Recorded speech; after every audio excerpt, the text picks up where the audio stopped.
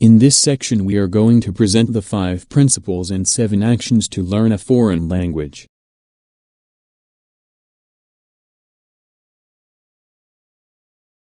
Principles to learn a foreign language. Look at the concepts in the picture to the right. Principle number 1. Focus on language content that is relevant to you. You pay attention to things that are relevant to your survival or your personal goals. And if you pay attention to it, you will remember it. We master the use of tools when they are relevant to us. We learn to use tools the fastest when they are relevant to us.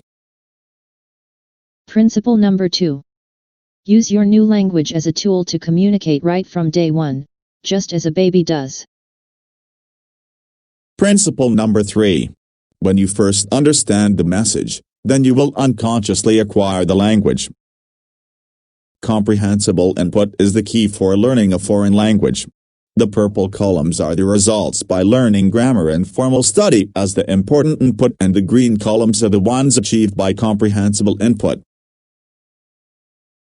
Language learning is not about accumulating a lot of knowledge, it's learning how to communicate something we want in the best possible way. Principle number 4.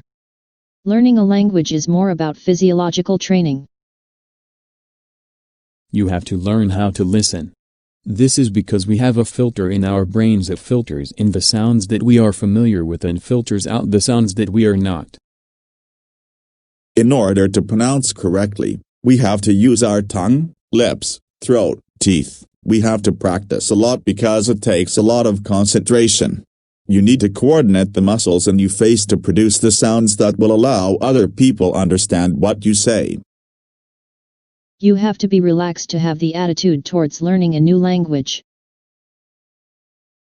You have to be tolerant to ambiguity. You don't have to understand 100% of the words you hear. If you understand the general idea, you will be fine. Now let's move on to the actions you need to perform. You have to listen and listen to a lot of English. You have to listen to the rhythm, the patterns, the intonation and the speed. As mentioned before, you don't have to understand 100% of the words you hear. If you understand the general idea, you will be fine.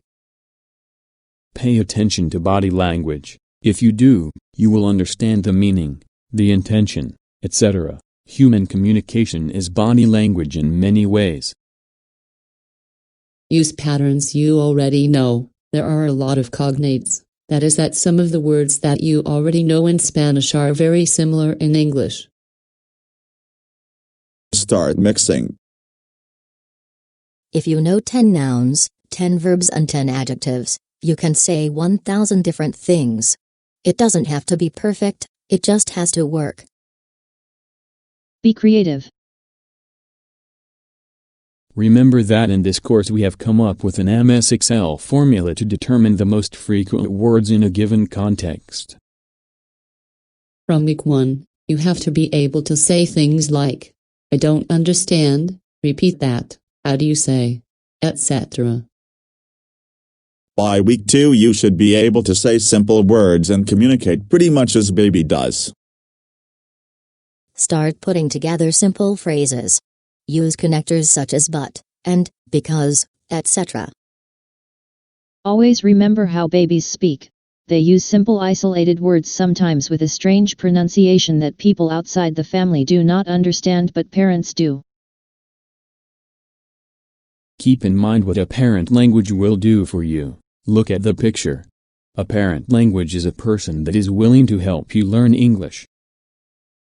Look at other people's faces when they speak, imitate how they produce the sounds and listen carefully so that you can produce the same sounds, with rhythm, intonation and speed.